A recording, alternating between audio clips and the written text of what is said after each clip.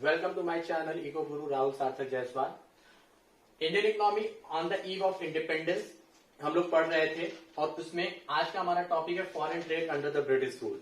इसके पिछले टॉपिक में हम लोगों ने ये जाना था कि एग्रीकल्चर सेक्टर का क्या स्टेटस था on the eve of independence और उसके बाद जो है इंडस्ट्रियल सेक्टर का क्या स्टेटस था on the eve of independence. और एग्रीकल्चर सेक्टर, इंडस्ट्रियल सेक्टर को हमने देखा कि वो बैकवर्ड हो चुके थे, स्टैग्नेंट हो चुके थे on the eve of independence. Foreign trade की अगर हम बात करें तो फॉरेन ट्रेड में हम ये देख सकते हैं कि इंडिया जो है net exporter of primary product बन चुका था। ब्रिटिशर्स क्या करते थे, हमारे यहां से ज्यादा प्राइमरी प्रोडक्ट्स, रॉ मटेरियल को एक्सपोर्ट करते थे ब्रिटेन, और वहां से वो क्या करते थे, इंपोर्ट करते थे फिनिश प्रोडक्ट को, and they import finish product from Britain to India. मतलब इंडिया उनके लिए फिनिश गुड्स का मार्केट बन चुका था। और वो फिनिश गुड्स से ब्रिटेन का क्या फायदा होता था कि ब्रिटेन की इंडस्ट्री जो है तेजी से आगे बढ़ रही थी।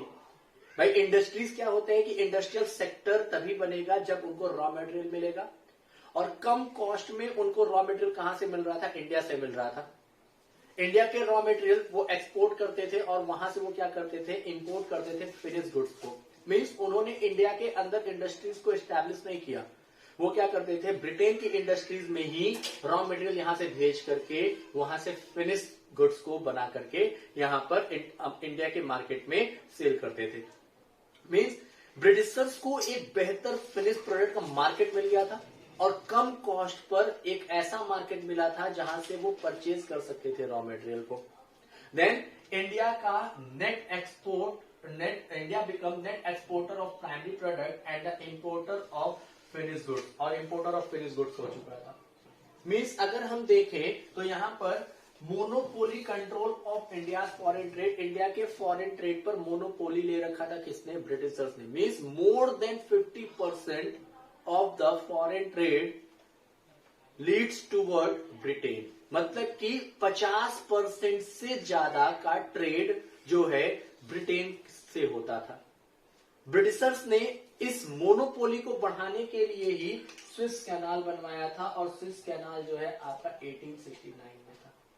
एक डायरेक्ट रूट बनवाया इंडिया और ब्रिटेन के बीच में, ठीक है, अफ्रीकन कॉन्टिनेंट्स को छोड़ना पड़े इसलिए उन्होंने क्या बनवाया, स्विस कैनाल बनवाया, एक डायरेक्ट रूट बनवाया सी रूट में। सी रूट था ये एक आपका, जिससे डायरेक्टली क्या होता था, इंडिया से ब्रिटेन तक सामान जाता था और ब्रिटेन से इंडिया तक सामान आता था। तो ये जो स्विस कैनाल था, इससे क्या था कि इससे कॉस्ट कम हो रही थी किसकी, गुड्स एंड सर्विसेज की। भाई रॉ मटेरियल जो आपका अफ्रीकन कॉन्टिनेंट से होके जाता तो कॉस्ट उसका बढ़ जाता था, तो कॉस्ट कम करने के लिए उन्होंने 1869 में स्विस कैनाल को इंट्रोड्यूस किया, और स्विस कैनाल से अब वो जब सामान भेजने लगे तो उनका कॉस्ट जो है वो क्या होने लगा, कम होने लगा। जब कॉस्ट कम होगा तो क्या पता चला कि उनके पास प्रोडक्ट जो इंडिया के मार्केट में आ रहा है, फिनिश प्रोडक्ट, उसकी भी कॉस्ट कम है, रॉ मटेरियल भी कम कॉस्ट में जा रहा है, ठीक है। तो स्विस कैनाल एक डायरेक्ट रूट हो गया था, और इस डायरेक्ट रूट की वजह से क्या हुआ कि अब उनका फॉरेन ट्रेड और तेजी से बढ़ने लगा।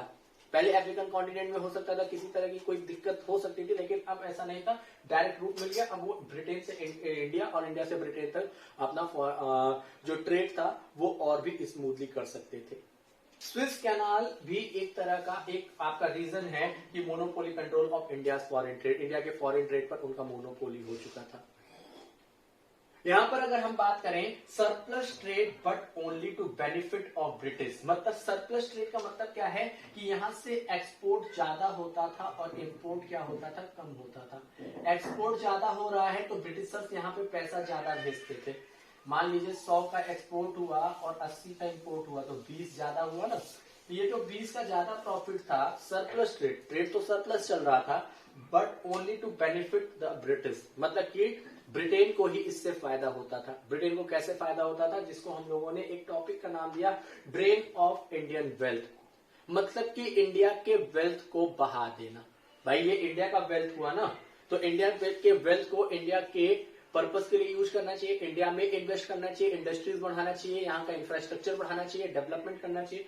लेकिन उन्होंने क्या किया, उन्होंने ड्रेन ऑफ इंडियन वेल्थ में इंडिया के वेल्थ को यूज किया as expenses of war, war के लिए, भाई उन्होंने जो भी वॉर के एक्सपेंसेस होते थे उसको कहां से निकालते थे, इंडिया के वेल्थ से निकालते थे। मतलब कि उनका इंपेरियलिज्म बना रहे, वो राज करते रहे लगातार। अदर कंट्रीज भी तो यहाँ चाहती थी ना इंडिया पे राज करे ब्रिटिशर्स को हटा करके, तो वो वॉर का एक्सपेंसेस इंडिया के वेल्थ से आता था। आर्मी ट्रूप्स को माइग्रेट करना है एक जगह से दूसरी जगह ब्रिटिशर्स के, तो उसके लिए भी जो पैसा आता था वो कहां से आता था, यहीं से आता था, इंडिया के वेल्थ को बहाया जा रहा था। एडमिनिस्ट्रेटिव एक्सपेंसेस भी वो यहीं से बियर करते थे, मतलब जो किला वगैरह बनाया था उसके एक्सपेंसेस हैं, और सैलरी वगैरह है, तो ये सब कहां से देते थे, वो इंडिया के वेल्थ से ही देते थे। मीन्स सरप्लस ट्रेड था, लेकिन वो बेनिफिट टू ब्रिटिशर्स को ही इससे फायदा होता था कि उनके वो वॉर लड़ रहे हैं, वो एडमिनिस्ट्रेटिव एक्सपेंसेस बियर कर रहे हैं, आर्मी ट्रूप्स को इधर से उधर कर रहे हैं। मीन्स उन्होंने इंडस्ट्रियलाइजेशन के लिए कुछ बेहतर काम नहीं किया था।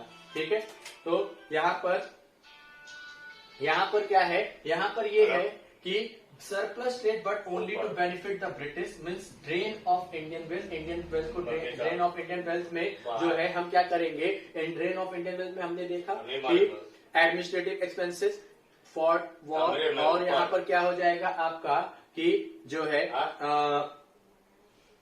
एडमिनिस्ट्रेटिव एक्सपेंसेस वॉर के लिए और आर्मी ट्रूप्स को माइग्रेट करने के लिए यूज करते थे। तो फॉरेन ट्रेड में अगर हम देखें, याद रखिएगा क्यों ये बैकवर्ड हो गया, अगर ज्यादा से ज्यादा प्राइमरी प्रोडक्ट्स को हम क्या करेंगे, एक्सपोर्ट करेंगे, तो ये हमें बैकवर्डनेस में लेके जाता है। भाई अगर इंडिया का ही पैसा हम ब्रिटिशर्स के फायदे के लिए लगा रहे हैं, यहाँ का रॉ मटेरियल भी भेज दे रहे हैं, उससे बैकवर्ड हो जा रहे हैं, तो पॉवर्टी और अनएम्प्लॉयमेंट आना तय था कि पॉवर्टी और अनएम्प्लॉयमेंट आ ही रहे थे। और इन अनएम्प्लॉयमेंट के बढ़ने का कारण एक और था कि इंडस्ट्रियल सेक्टर भी आपका बैकवर्ड हो चुका था, एग्रीकल्चरल सेक्टर भी बैकवर्ड हो चुका था। ठीक है, तो फॉरेन ट्रेड में क्या था, monopoly control of India foreign trade, importer of finish goods and net exporter of primary product, और यहाँ पे circular trade but only to benefit the British. अगर आपको मेरा वीडियो अच्छा लगता है, give a thumb, and if you have any problem then you can give your comment in my comment box and subscribe my channel. Thank you.